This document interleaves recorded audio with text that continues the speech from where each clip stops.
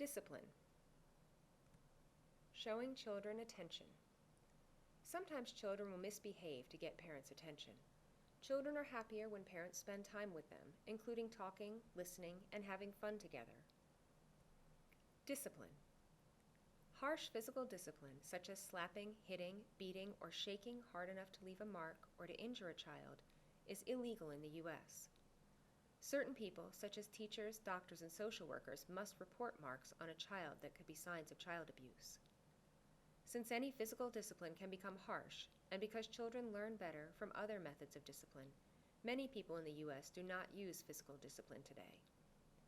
The next 3 pages show common discipline methods used in the U.S. Timeouts.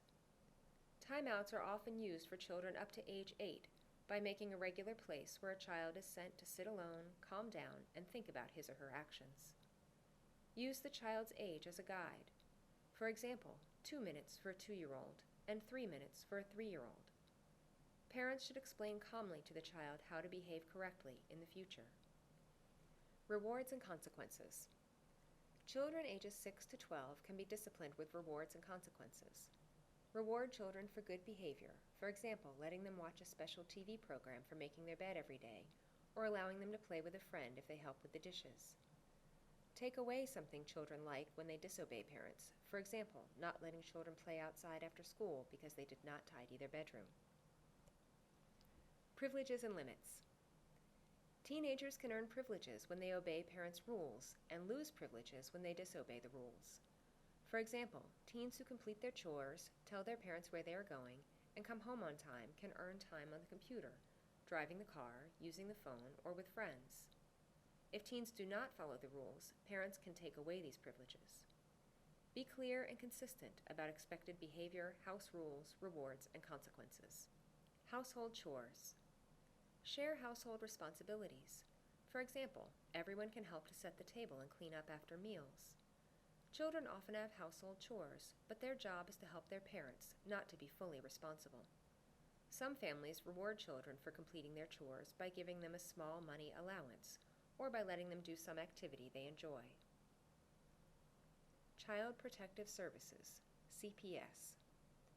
Occasionally, a family that is reported for possible child abuse or neglect may get a home visit by a caseworker or a police officer from Child Protective Services to make sure that the child is safe. There are 4 types of harm to children. 1. Physical abuse. Injury to a child from actions such as beating, kicking, biting, burning, shaking, or other ways of harming a child. 2. Child neglect. Abandoning or not supervising a child. Not meeting a child's physical, educational, or medical needs. However, being poor does not mean parents are neglectful. 3. Sexual abuse. Any sexual activity between a child and an adult. 4. Emotional abuse. Frequent screaming, name-calling, or rejection of the child. Most families are never visited by CPS. However, families that are visited by CPS should stay calm and cooperative and should make sure the worker brings an interpreter or cultural liaison to help with communication and understanding. Children should never be used as interpreters. Child Protective Services. CPS will help the family learn to resolve conflicts and use effective discipline methods with their children. They may help the family get needed services in the home or at an agency. Child Protective Services. If CPS believes it is not safe for the child to remain in the home, the child will be placed with a relative, foster family, or emergency shelter. If this happens, the parents should contact an elder or community leader and a lawyer to make sure both the family and CPS have enough information. There may be a court hearing where a judge decides whether it is safe for the child to return home. CPS will work with the family to make the home safe for the child's return. Sometimes, children threaten to call 911 when parents have not harmed them, in order to get something they want. Parents should know the laws and tell children that they can get into trouble for making false reports.